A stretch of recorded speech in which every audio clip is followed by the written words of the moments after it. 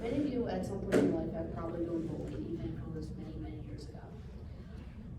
But you're most likely not worried about the kind of ball that you were using.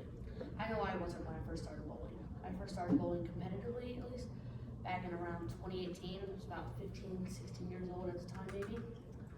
My hope is to not make you guys feel like you have to go out and get the best kind of bowling ball that there is, because realistically, that won't do you any good without really understanding the fundamentals about the game and the ball itself.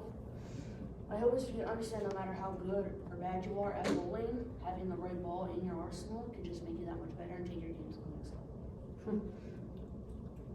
I will today inform you all about the two main types of bowling balls that there are. First, the plastic ball, and the second one would be, the most common one would be urethane, which has a core inside of it. So unlike the plastic, it's a core. Plastic is just straight plastic. To begin this discussion, let's briefly go over the history. The history of bowling has been traced to articles found in the tomb of an Egyptian child buried in 5200 BC. It included 9 pieces of stone in which a stone ball was rolled at, but the actual bowling pins themselves technically originated in Germany. The game then moved throughout Europe, specifically the Scandinavian countries, and eventually made its way to the US, with the earliest reference being about 1818. The game became popular around the 19th century when indoor lanes were being built throughout Manhattan and the Bronx. Lanes were also being built in cities like Syracuse, Buffalo, Cincinnati, Chicago, Milwaukee, and other cities with large German population. Popularity grew with technological advancements made to the game, including, but not limited to, automatic pin setters and ball returners. Now that you know a little about the history, let's get into 2 main types, plastic and urethane. First, about plastic, or otherwise known as a polyester ball. The plastic ball first replaced the rubber ball in the 1970s and was a dominant ball during that decade. It's the least aggressive of modern day bowling balls, cover stocks, that are available in the market. It's good when the bowler needs to go straight up the lane when bowling, for shooting spares, or for beginners or just recreational use. If you go to a bowling alley, the bowling balls that are provided by the house, or otherwise known as house balls, those are plastic balls. The plastic balls are factory finished with a polished and shiny surface, which further indicates the longest skid potential and least amount of back-end reaction on the ball.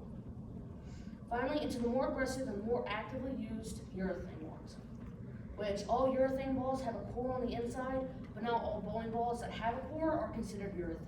There are multiple other ones, but urethane is the most common one. The urethane was first introduced in the market circa 1980 by American Machine Foundry, or AMF, popular bowling company. Then Hammer, another well-known popular bowling company, then introduced the Hammer Black urethane ball shortly after. Hammer introducing that ball set off the development for more urethane balls throughout the world.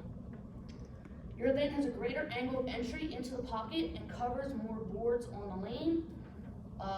I throw 2 main bowling balls, one being a Hammer Black Widow Legend and a Hammer Infamous.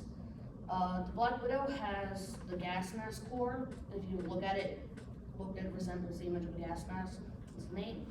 It provides movement on the back end, a lot of movement on the back end and through the pins. And according to prestigious bowling company Hammer, the Infamous, the other one I throw, the core is symmetric in the middle and packed with technology. There's a large extra dense flip block sits on the top of the core, and a radial disc on the bottom that gives it extra motion through the pins. The Black Widow is actually a urethane hybrid, so it's half urethane, but the other half is not. And the Infamous is a solid reactant, which, like I said before, is a different type of bowling ball, but that one's not as common as the urethane. Though many people don't care about or take seriously, bowling has been and continues to be one of the most growing in popularity sports around. Many people have actually been pushing to get it an Olympic sport recently. While it may seem useless to some, this information may be helpful if you decide to ever bowl competitively in your life. I hope I was able to inform everyone about the underdog sport of bowling. Thank you.